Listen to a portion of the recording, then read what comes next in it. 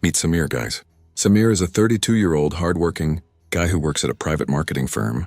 He earns our $75,000 a month. Samir lives with his wife, Priya, and their 6-year-old son, Arav, in a nice 2 BHK rental apartment in a good part of the city. His life is simple but happy. He knows his responsibilities well. He invests a bit and saves for the future too. Samir had one dream: to own a car. It wasn't just for show. He wanted his family to be able to travel comfortably, go out of town on weekends, and the most important thing was not having to depend on anyone in an emergency. Especially as Aro was getting older, having a car started to feel like a necessity. After months of research and advice from friends, Samir chose a compact SUV that cost about 15 lakh on the road. This was way beyond his budget, but the showroom salesman explained a very attractive loan plan to him. He said, "Sir, just pay 2 lakh as a down payment. We'll arrange a 7-year loan for the rest. Your EMI will be very low." The idea of a low EMI really appealed to Samir. He decided to use his small savings. I broke some other investments and arranged Rs 1 lakh. Then, without overthinking, I booked the car. The first 4 or 5 months felt like a dream. Long drives on weekends, peaceful visits to relatives' homes, and reaching the office in the rain without getting wet. Samir felt his decision was absolutely right. But slowly he started realizing the real cost of this dream. He understood that owning a car wasn't just about paying the EMI. It was a trap he was unknowingly falling deeper into. Every month, the Rs 18,000 EMI was a big chunk of his salary. Most of the money was going there. But the real shock came when the other expenses started piling up. The car gave a mileage of about 12-13 km per liter in the city. Samir's monthly petrol bill alone reached Rs $8,000. On top of that, the society's parking charge was Rs 1,500 per month. The annual insurance premium was Rs 35,000, which is roughly Rs 3,000 per month, and he still had to cover regular servicing and maintenance costs, for which he had to set aside at least another Rs $2,000 every month. When Samir did the math, he realized that apart from the car's EMI, he was spending about 15,000 to 16,000 a month just to run and maintain the car. Overall, this 1.5 million rupee car was costing him more than 33,000 a month, which was almost 45% of his 75,000 salary. Samir's financial planning was completely messed up. His monthly investments stopped. Money stopped going into the emergency fund. Priya had to cut down on the household budget, where they used to eat out 2 or 3 times a month. That had stopped too. Arav was insisting on a new bike, but Samir had to put him off by saying maybe next time. "It's gonna take months, son." That day, Samir realized that the car he bought to bring happiness to his family had now become the enemy of their little joys. His decision was turning out to be a huge financial mistake. Today, there are millions of people like Samir in India. Everyone dreams of owning a car, but the real question is buying a car really a smart decision? Or could it turn into a financial nightmare for you? Samir's story shows us that buying a car isn't just about status, it's a major financial decision. Before buying, it's important to think about every aspect. So let's break this down today and find out which car you can afford based on your salary. Plus, what's the right financial rule for buying a car? Right now, only about 8% to 9% of people in India actually own a car, but still over 4 million cars are sold every year in the country. This shows how strong the desire to buy a car is. But as promising as this sounds, it's also pretty confusing, because most of the people buying these cars are middle class.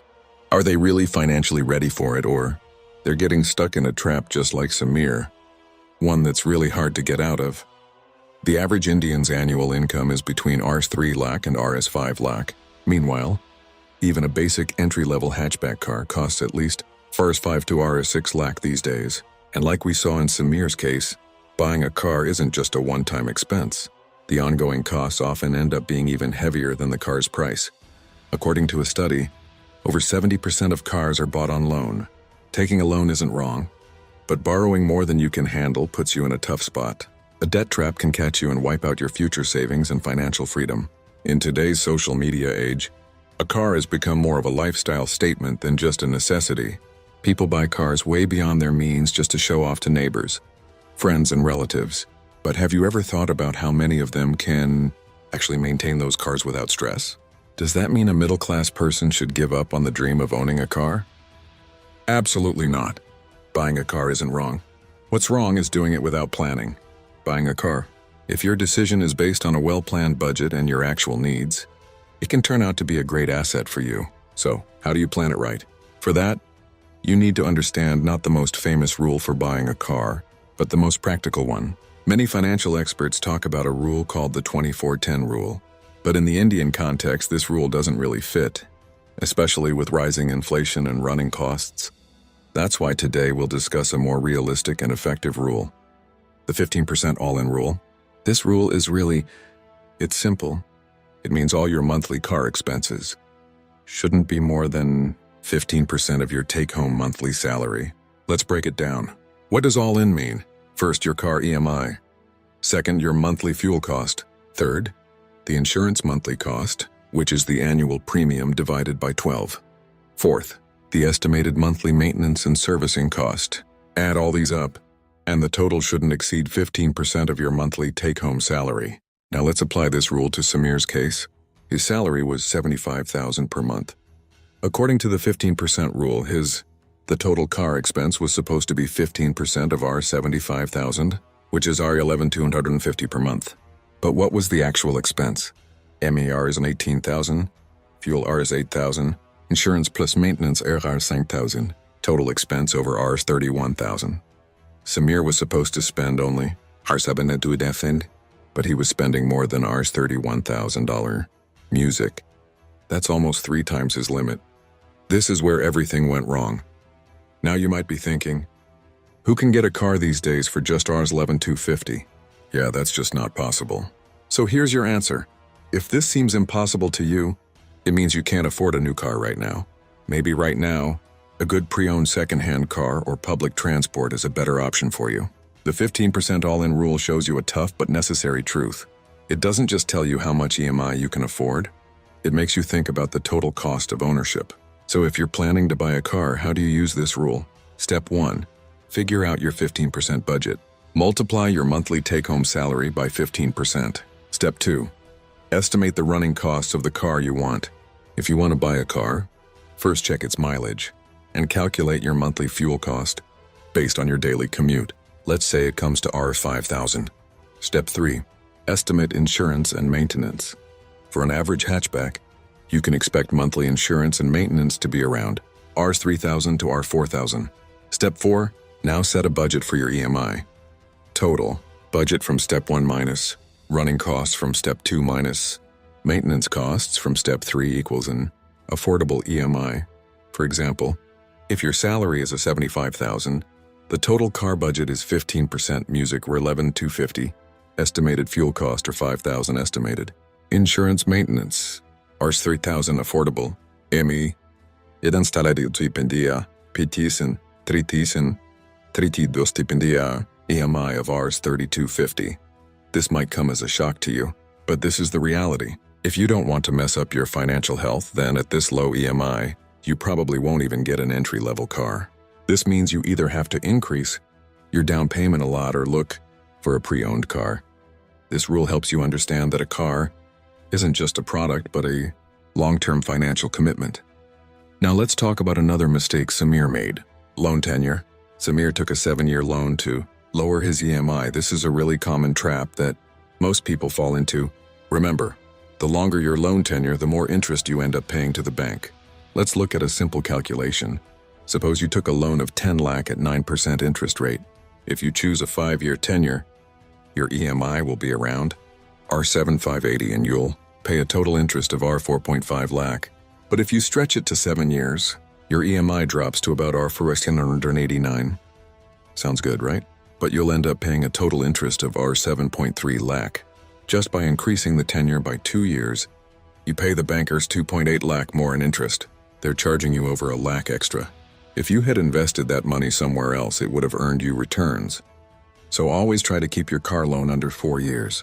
Even if it means paying a slightly higher EMI or buying a cheaper car, don't trade short-term comfort for long-term financial loss. Before buying a car, it's not just about the budget. You also need to ask yourself some other questions. Like, is this a need or just a want? Do you really need a car? Can't your work be managed with public transport? Can you afford it? Are you just buying it because your friend or relative has one? It's really important to understand the difference between what you need and what you want. If it's just a fancy thing, it's better to hold off until your income increases enough so that it comfortably fits within your 15% rule.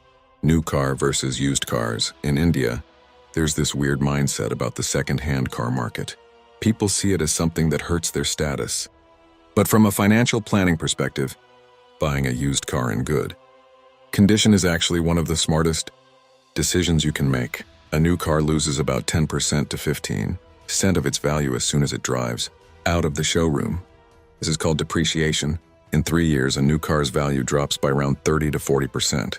When you buy a car that's 1 or 2 years old, you take advantage of this depreciation. You get a good car at a much lower price, and your insurance premium is also cheaper.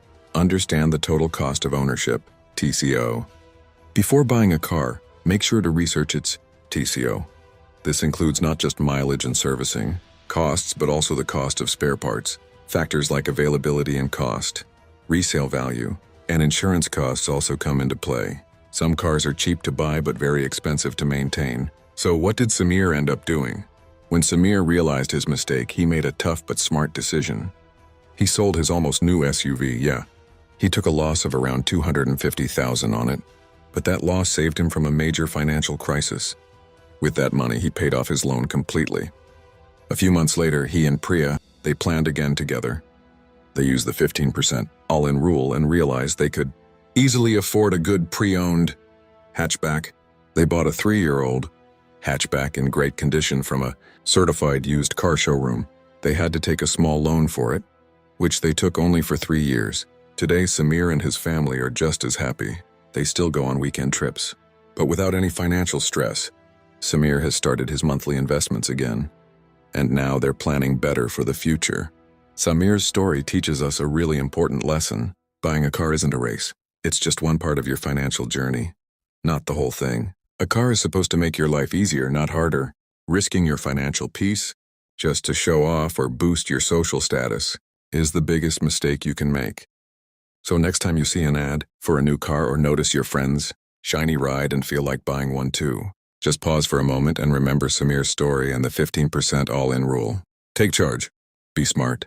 Invest wisely and buy a car that brings joy parked in your garage, not one that keeps you up at night stressing. That's all for today. Hope you learned a lot from this video. If you liked it, give it a thumbs up. Share it with your friends, and don't forget to subscribe to the channel for more valuable videos like this.